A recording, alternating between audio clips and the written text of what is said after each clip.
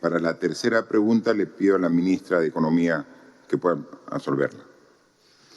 Gracias, presidente. Desde el día 1 de la crisis, nosotros teníamos una enorme preocupación por la situación de los créditos. Sabíamos que las personas y las empresas iban a tener mucha angustia por estas deudas. Desde el día 1 nos reunimos con la superintendenta de Banca y Seguras, con el presidente del Banco Central, y se han desarrollado una serie de instrumentos en el marco de las competencias de la SBS y del Banco Central para poder contribuir a las reprogramaciones. Al día de hoy, aproximadamente 8.9 millones de créditos han sido reprogramados. En algunos casos, las reprogramaciones tienen 6 meses de gracia. La tasa de morosidad no ha subido de manera significativa, lo cual es un indicador para nosotros que están funcionando las reprogramaciones.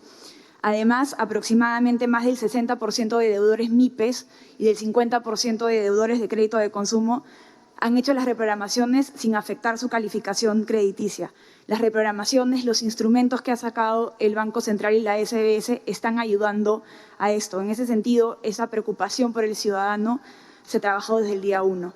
Respecto a las propuestas que hay en el Congreso, todavía no hay una definitiva. Nosotros estamos muy preocupados por los impactos en el ciudadano. Aproximadamente se podría afectar a 6 millones de ahorristas en el sistema financiero, y lo más grave es que hay una enorme diversidad en el sistema financiero. Hay 15 bancos, 10 financieras, 12 cajas municipales, 7 rurales y 9 EDIPYMES. Es un sector financiero muy variado y creemos que los impactos de este proyecto de ley van a afectar a las entidades, especialmente las microfinancieras, las que se especializan en MIPES y en créditos a personas naturales. Creemos que este proyecto, además, es inoportuno en una situación de crisis económica cuando necesitamos un sistema financiero que sea solvente para ayudar con la reactivación. Nosotros estamos abiertos al diálogo, abiertos a dar nuestras posiciones técnicas. De hecho, ayer el presidente del Banco Central, la superintendenta de Banca y Seguras y yo hemos tenido una reunión bastante importante con la mesa directiva del Congreso. Ellos han mostrado mucha apertura a escuchar nuestros argumentos y vamos a seguir trabajando en mejorar los instrumentos para que los ciudadanos no se vean afectados. Pero ya hemos dicho que un proyecto de esta magnitud va a generar mucho daño en el sistema financiero y en los ahorristas. Muchas gracias. Muchas gracias. Solamente reiterar que el efecto mayor de este virus en algunas personas lleva hasta la muerte y tenemos que hacer el máximo esfuerzo por evitarlo. Y hay que continuar y reafirmar en este esfuerzo. Y cada una de las acciones que hacemos es para salvar la vida y para salvar la salud de las personas. Pero en algunos casos, a pesar del esfuerzo que se ha hecho por las condiciones propias que hemos explicado a lo largo de esta conferencia, no se puede evitar. Y cada una de las muertes que han ocurrido la lamentamos, nos duele, nos afecta. O sea, cada uno, conozcamos o no conozcamos a la persona que falleció y a sus familiares, igual la sentimos cercana. Nuestras condolencias a todas estas familias que han perdido un ser querido en la lucha contra este COVID que tanto daño ha hecho. Pero esa y cada una de las vidas que se pierden es un acicate, una llamada de atención para redoblar esfuerzos cada día, a no dejar una hora al día sin estar haciendo esfuerzos para mejorar nuestra respuesta ante esta pandemia. Por favor. La segunda pregunta es de Radio 1 de Tacna. Señor presidente, ¿cuál va a ser la situación de la región Tacna luego del 30 de junio? ¿Ampliará o no la cuarentena? Porque en el sur del Perú parece haberse normalizado. Hoy, violando todas las normas sanitarias, el gobernador regional, prefecto, alcaldes provinciales y distritales participaron en una ceremonia por el Día del Campesino, congregando a más de 500 personas sin mantener el distanciamiento social, entregando lampas y picos y, como usted ha dicho, entregando COVID de yapa. Además, ¿qué nos puede decir de los 15 ventiladores que usted entregó en Tacna, que son para neonatos y la Contraloría ha observado su operatividad? Dos reflexiones que se puede sacar de la pregunta de este medio de comunicación de Tacna, Radio 1. Decirles que, como ha sido la parte central de esta intervención que yo he hecho, dirigida a todo el país y con mayor atención para las autoridades, que no podemos bajar la guardia. Por ejemplo, ¿qué fecha más significativa puede haber para los peruanos que nuestro aniversario nacional, nuestro aniversario patrio, el 28 de julio?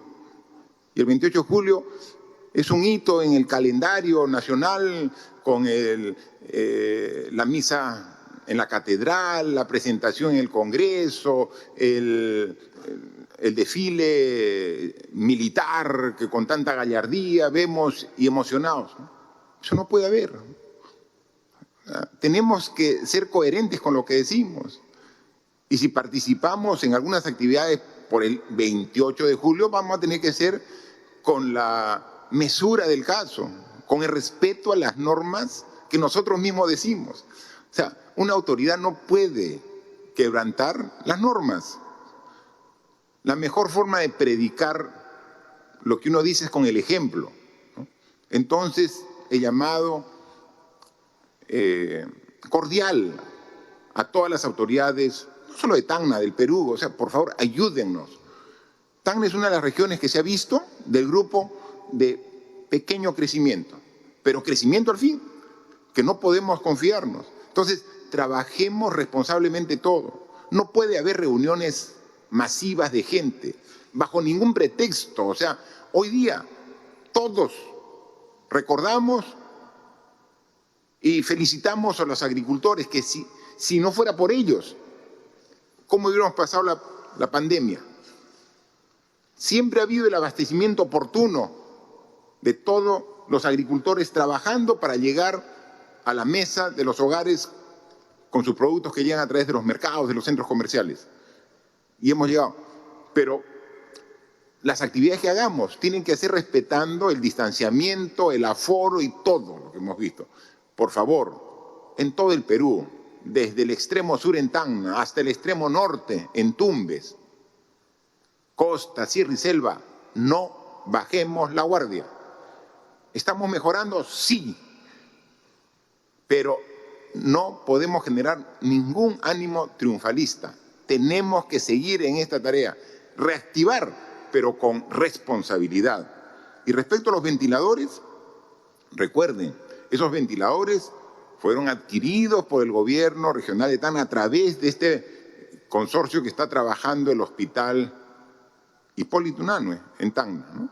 Y entonces nosotros hemos ido para facilitar su uso. Si hay algún problema, hay que ver la corrección correspondiente, pero tengan la seguridad que en este lote que tenemos en esta semana, ¿no?, que entre los 250 que hoy ya están en el país y los 400 que llegan el 30 de junio, va a ir un número importante para Tacna como para todas las regiones del país atendiendo sus necesidades. La tercera pregunta es de UCI Noticias. Buenas tardes, señor presidente y ministros. La asignación de Reactiva Perú para las pequeñas y microempresas es de 80.000 millones de dólares en ventas al año, mientras que para la mediana y grande es de 14.000 millones de dólares. ¿Cuál es la estrategia que tiene el gobierno para Reactiva con las pymes que no accedieron al Fondo Reactiva? El gobierno ha evaluado convocar al Comando Vacuna para anticipar la compra de vacunas. ¿Qué medidas se tomarán para que no suceda lo mismo que pasó con las compras de mascarillas, pruebas rápidas y moleculares? Si no se llega a un acuerdo con las clínicas, el gobierno contempla hacer uso del artículo 82 de la Ley General de Salud, que establece que en caso de epidemias, la autoridad de salud queda facultada para disponer el uso de todos los recursos médicos de los sectores públicos y privados. Bien. Solicito a la ministra de Economía para que absuelva la primera pregunta. Gracias, presidente. En nuestro primer balance de Reactiva es que es un programa que ha cumplido sus objetivos, que ha sido dar una gran inyección de liquidez a la economía para que no se afecte la cadena de pagos y podamos proteger la capacidad productiva del país. Hemos logrado además tasas mínimas históricas en los créditos. El diseño del programa fue concebido para tener algunos mayores ventajas para las MIPES. Por ejemplo, la garantía en el caso de los menores créditos es de 98%, mientras que para los créditos más grandes es de 80%. Como ya se ha mencionado, aproximadamente 90% de MIPES de las empresas son MIPES. La estructura de cómo se ha dado este financiamiento es similar a la participación de las MIPES en el sistema financiero en general. Pero sí somos conscientes que se podían dar mayores esfuerzos para mejorar la participación de las MIPES, por eso se han hecho modificaciones al Reactiva 2, donde en el caso de las MIPES se les va a poder dar hasta 3 meses de ventas y además se va a considerar un criterio de capital de trabajo, que es un criterio muy similar al que utilizamos en el FAE. Entonces, además de estas mejoras que hay en la segunda fase de Reactiva para mejorar la participación de las entidades microfinancieras y de las MIPES, la semana pasada también se hizo una inyección adicional de 1.000 millones al FAE MIPE, con lo que estamos haciendo ya subastas y estamos teniendo tasas históricas. Con esta nueva inyección al FAE MIPE pensamos atender a 100.000 empresas más.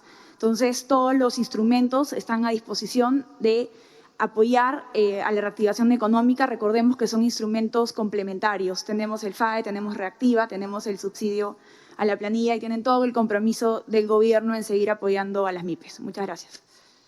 Bien, sobre el tema referido a la pregunta a la vacuna, estamos ya trabajando en ello. Y hay un equipo público que está viendo las diferentes opciones.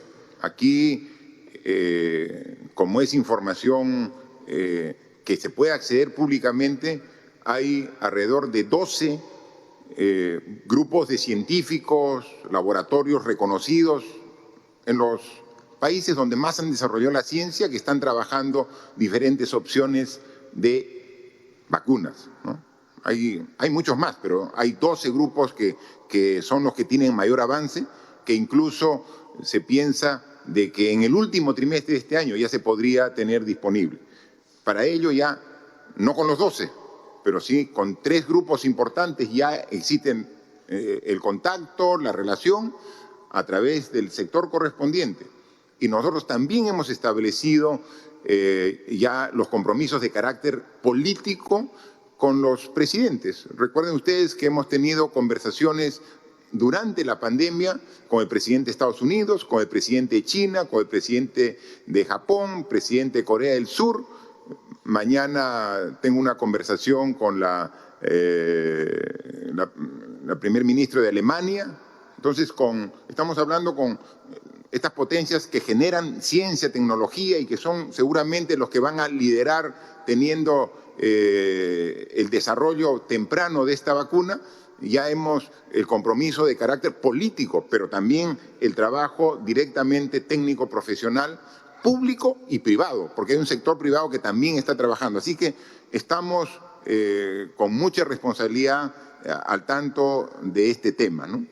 Y luego, en el tema, la pregunta anterior lo dijo, esta también referida a las clínicas. Miren, tenemos los argumentos legales. O sea, no solamente es la Constitución con el artículo 72, el 59, el que respalda, sino la propia ley general, la ley sectorial de salud, ¿no? Entonces, estas normas ponen salidas legales a casos extremos, a casos extraordinarios. Y bueno, pues si este no es un caso extraordinario, ¿cuál es? ¿Cuál sería? Entonces, por eso es que se da un plazo perentorio, 48 horas, con la mayor disposición de encontrar un acuerdo. No es que porque tenemos vamos a ir, no, con la predisposición, como debe ser un diálogo, honesto, transparente, de la manera racional que corresponde, ¿no? Y esperemos que así sea, si no, obviamente, con la ley en la mano tendremos que garantizar que así como hay un esfuerzo para mejorar la oferta del sistema de salud pública, también tiene que estar la oferta privada a disposición del ciudadano, de la persona que merece cualquier esfuerzo en estas circunstancias. Por favor. La siguiente pregunta es del portal convoca.p. Presidente, sobre lo que usted acaba de mencionar y de no alcanzar un acuerdo en 48 horas con las clínicas, ¿qué implica la alusión suya sobre el artículo 70 de la Constitución? Pues puede interpretarse como afectación a la propiedad. ¿Se aplicará la regulación de precios a cambio de un precio justo que pagará el Estado? ¿Podría precisar quiénes participan en esta negociación? ¿Cuándo será depurada la lista de beneficiarios del programa Reactiva Perú, que incluye a empresas investigadas por el caso Lavajato, a clínicas que hoy cobran 8.000 soles diarios por camas UCI y a medios de comunicación que despidieron periodistas? Hace poco, la procuradora del caso Lavajato, Silvana Carrión, dijo a Convoca.p que los filtros de Reactiva Perú se deben mejorar y COFIDE debe excluir del beneficio a todas las empresas investigadas por corrupción, lavado de activos y otros delitos incluidos en los alcances del Decreto Legislativo 1508. ¿Retirarán las garantías a estas empresas? ¿Cuántas y cuáles son estas compañías? ¿Cuál será el procedimiento?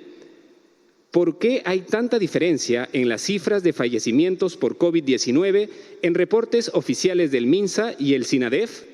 Un análisis que hizo Convoca.p encontró que los galenos registraron más de 9.000 muertes confirmadas por COVID-19 entre el 19 de marzo y el 14 de junio, mientras que el MINSA publicó que hubo 6.860 muertes. ¿Pueden explicar por qué existe tanta diferencia en un mismo periodo? Bien,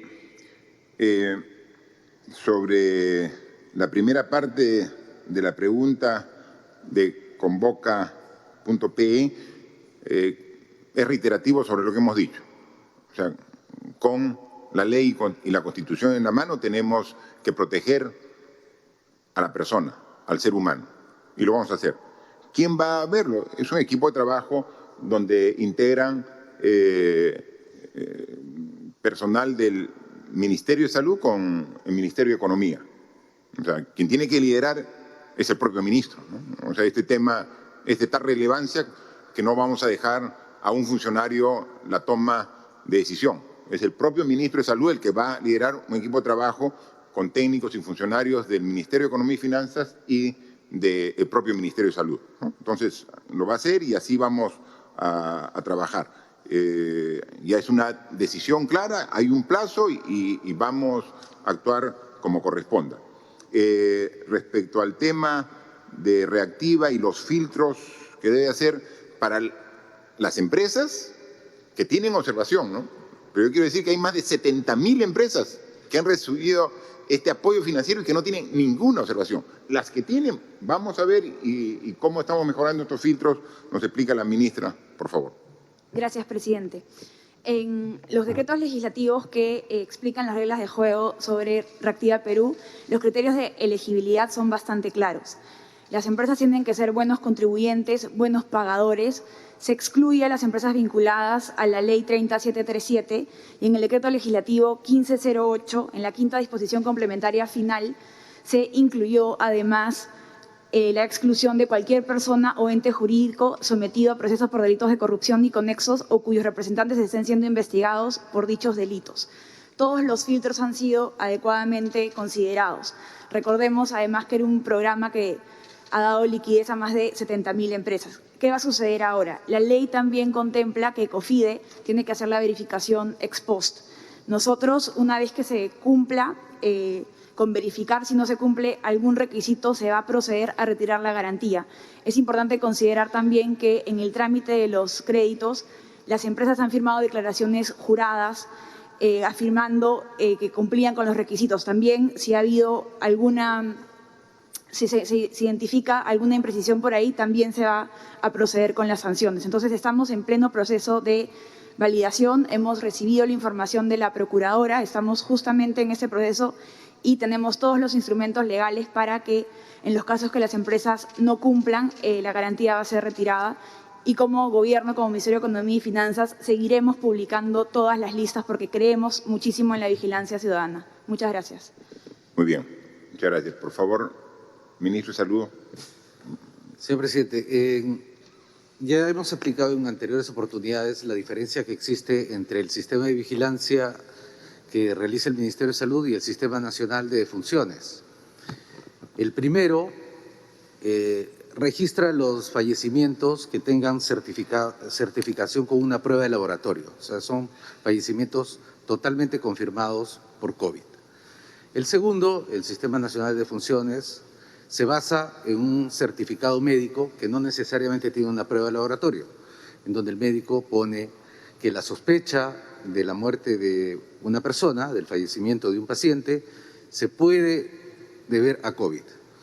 Internacionalmente, y como se ha dicho acá, la Organización Mundial de la Salud considera que los reportes internacionales se hacen con confirmación de laboratorio. Por eso existe una diferencia entre el sistema de notificación del Ministerio de Salud y el del SINADEF, del Sistema Nacional de Defunciones. Y esa diferencia es la que existe en todo el mundo. En todos los países del mundo no se puede hacer la prueba diagnóstica a todas las personas que fallecen, sea de COVID o no. Por eso se reporta pacientes que han fallecido por coronavirus o por COVID-19 y pacientes sospechosos. He ahí la diferencia, señor presidente. Gracias. Había una pregunta referida también a unas declaraciones del Premier y de su presentación en el Congreso. Por favor, Premier. Presidente, solamente para corroborar lo que usted ha manifestado respecto a la decisión del Gobierno en aplicación del marco constitucional para esta necesidad urgente de dar respuesta a lo que es el problema con las clínicas y el oxígeno. Esto no es una amenaza, no debe ser, es una decisión de Gobierno y acentuada en el principio de autoridad. Se ha estado dialogando, sin embargo, esto se viene dilatando y tenemos una responsabilidad frente al país de priorizar y de atender la salud. La Constitución del Estado se soporta en principios fundamentales como lo que es el bien común y la necesidad pública. Y más aún, el artículo 59 establece con mucha precisión que es un principio de la libertad de empresa que sus decisiones no sean lesivas a la moral y a la salud. Respecto a mi presentación en el Congreso, efectivamente manifestamos un tema que se viene abordando, que en las próximas semanas debe cerrarse, es una revisión y modificación a la ley de contrataciones. Esta se sostiene en principios rectores, ¿no? 1, lo que es la transparencia; 2, la no corrupción; y 3, lo que significa un principio de oportunidad, es decir, que todos los peruanos puedan participar de las compras o de las licitaciones que se proponen desde el estamento estatal. A efecto de ello, las modificaciones van en los siguientes, bajo las siguientes premisas. No podemos homogeneizar el tratamiento, por ejemplo, de las municipalidades. Una misma ley cuando hay municipalidades con un soporte presupuestal diferente. O sea, tenemos que trabajar acá con el llamado enfoque territorial. Lo segundo, las circunstancias están obligando a que nuestros contratos o procedimientos contractuales sean mucho más céleres, más rápidos, más dinámicos en su ejecución. De ninguna manera, en ambos casos, puede soslayarse lo que es la transparencia de los procesos. Y lo tercero también está relacionado a las medidas cautelares. Con muchas facilidades, sea en un procedimiento judicial ordinario o sea a través de un proceso arbitral, las medidas cautelares, obviamente por los perdedores de un proceso, neutralizan, suspenden o paralizan la ejecución de un proyecto. Estamos revisándolo, especialmente a instancia del Ministerio de Justicia, para que este tipo de acciones, que pueden ser perfectamente válidas, pero no tienen por qué limitar la expectativa de zanjar una necesidad social, cual es en este caso la infraestructura pública. Y finalmente también estamos revisando lo que es la participación en futuros contratos de aquellos que de manera directa o indirecta, a través de los llamados consorcios, tengan algún grado de involucramiento en graves hechos de corrupción. Si se evidencia que tienen grado de corrupción frente al Estado, cualesquiera que sea su nivel, municipio, gobierno regional, gobierno nacional, no tendría por qué participar en procesos futuros. A efecto de ello, este está en pleno proceso de revisión y esperamos que en el plazo más corto puedan ya materializarse a través de un proyecto de ley ante el Congreso. Bien,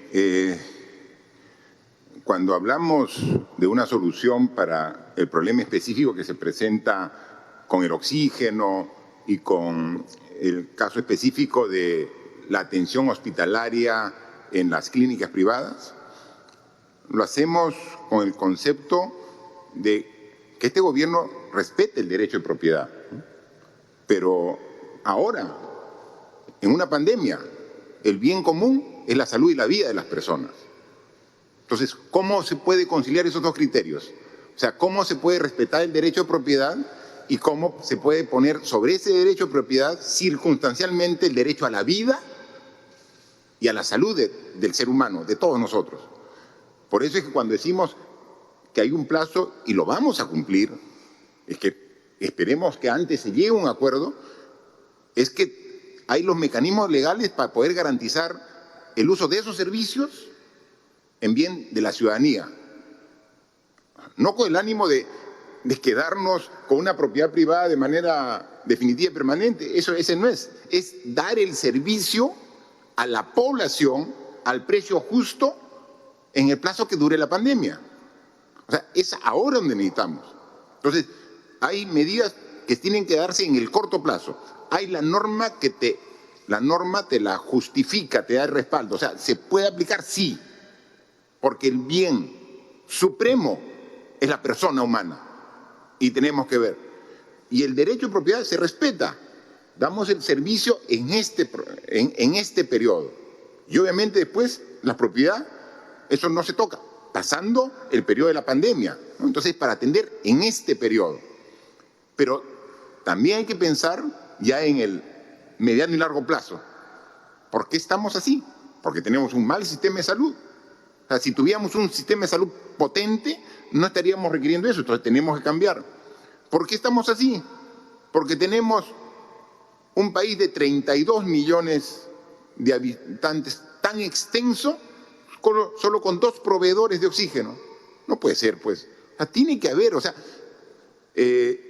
¿incentivamos la inversión privada? Por supuesto que sí, si es la base del motor de la economía, la inversión privada, claro que sí, pero con competencia.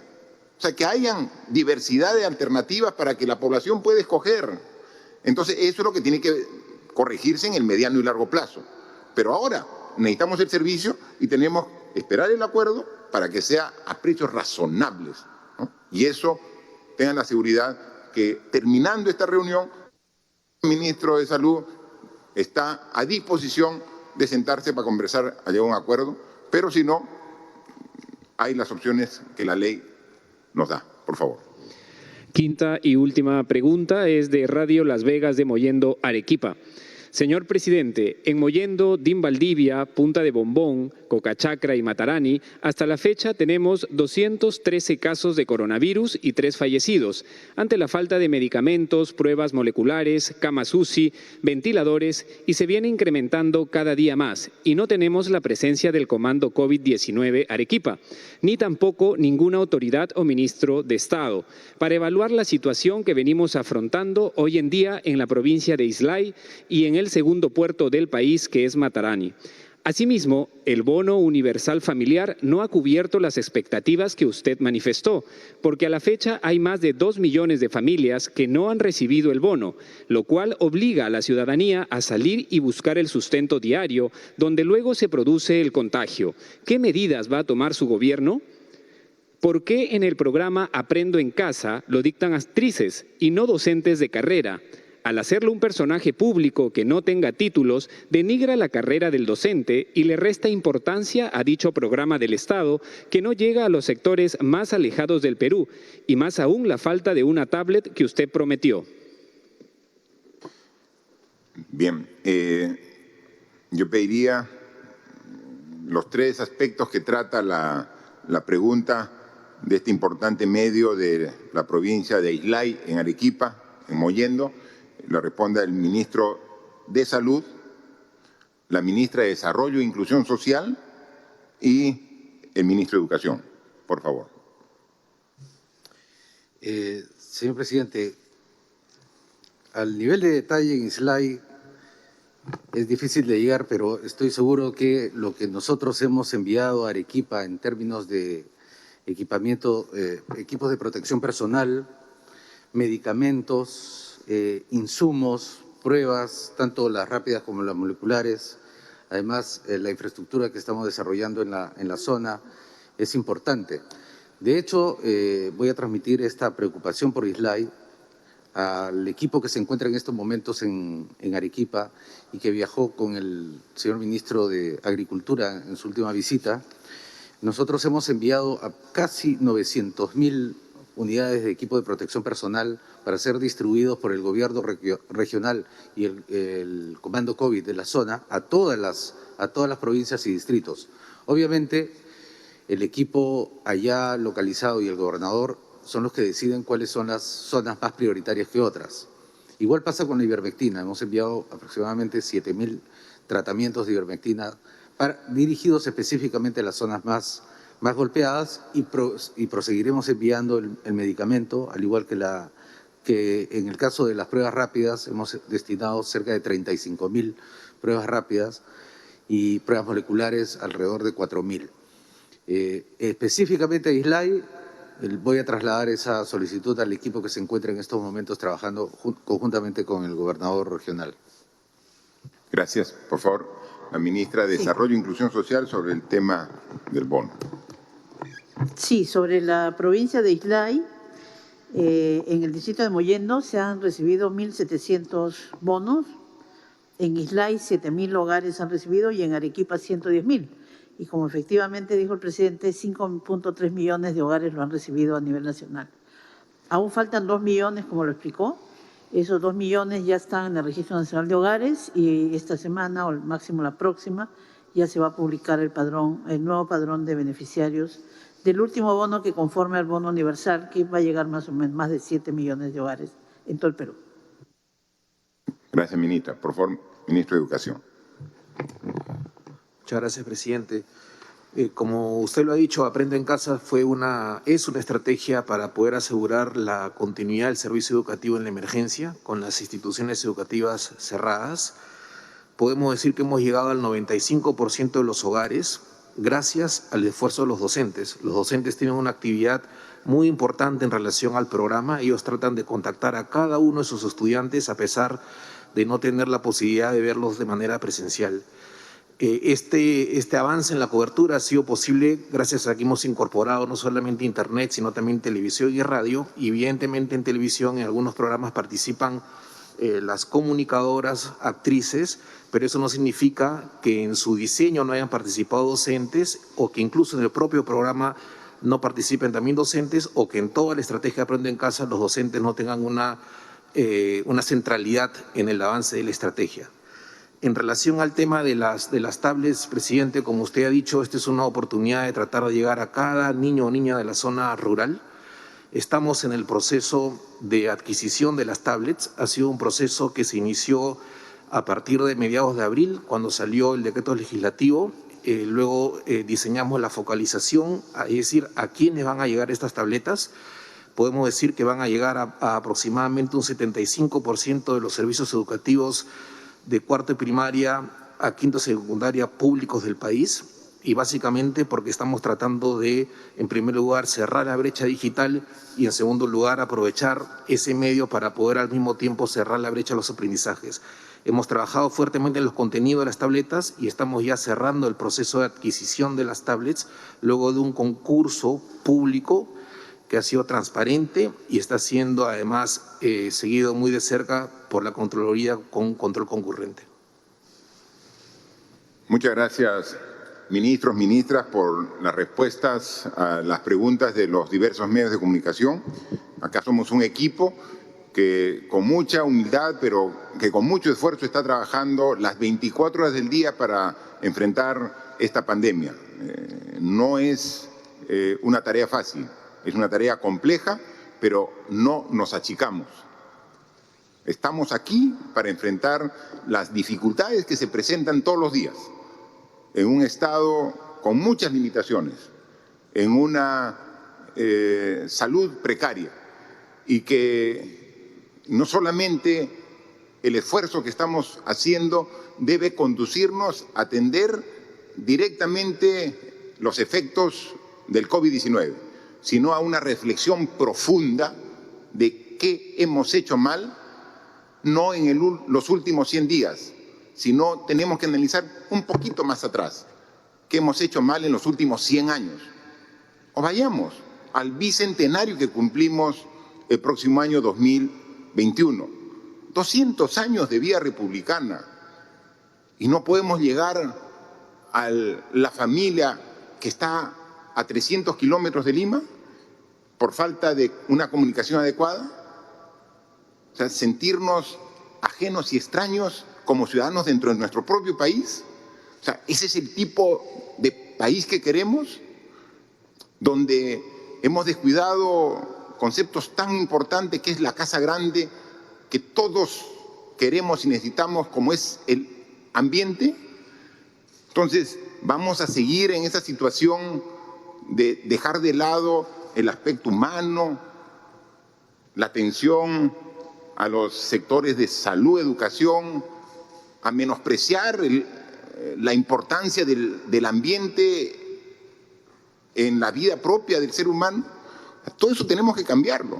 Entonces, es las enseñanzas que nos está dejando esta pandemia, las que debe ser la que nos nutra de conocimientos y de valores para las decisiones a futuro. Esto no acaba en algunos meses cuando se encuentre la vacuna. Cuando tengamos la vacuna, ahí podremos decir la enfermedad ha sido superada.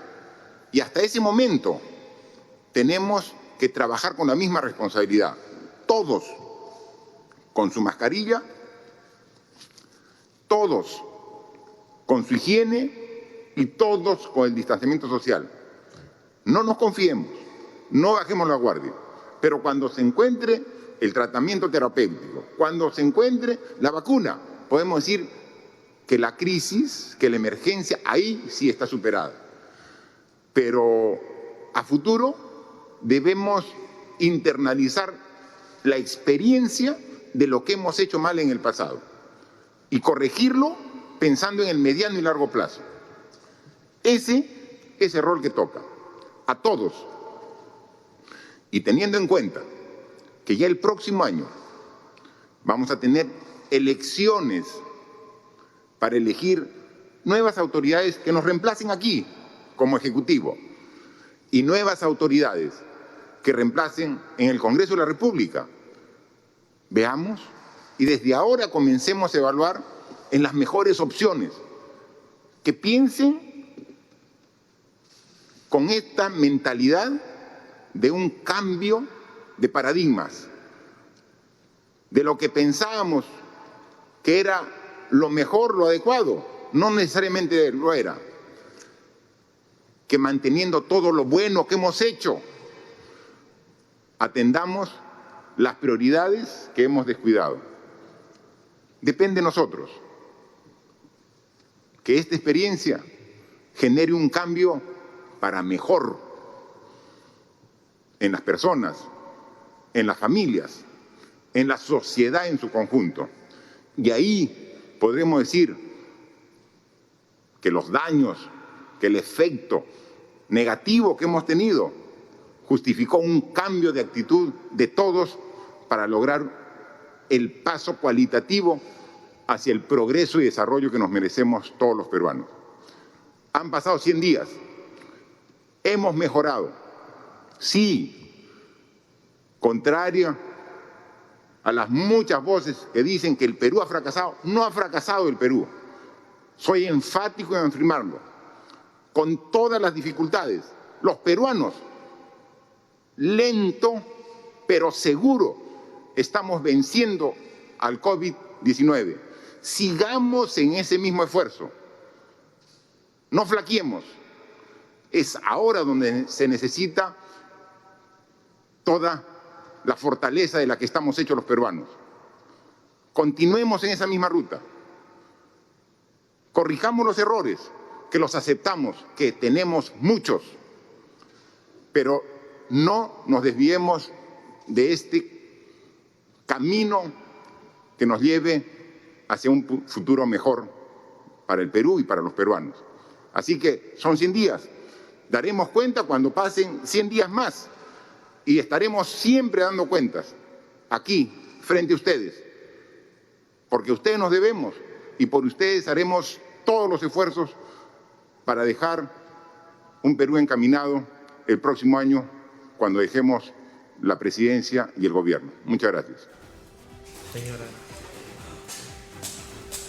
Bien, y de esta manera culmina entonces el mensaje del presidente Martín Vizcarra a 101 días del estado de emergencia. No se ha pronunciado en específico por lo que pueda ocurrir luego del 30 de junio, pero sí ha puesto algunos temas importantes sobre la mesa. Se anunció que el día de ayer hubo una reunión entre funcionarios del gobierno con las clínicas y que todavía no han llegado a un acuerdo.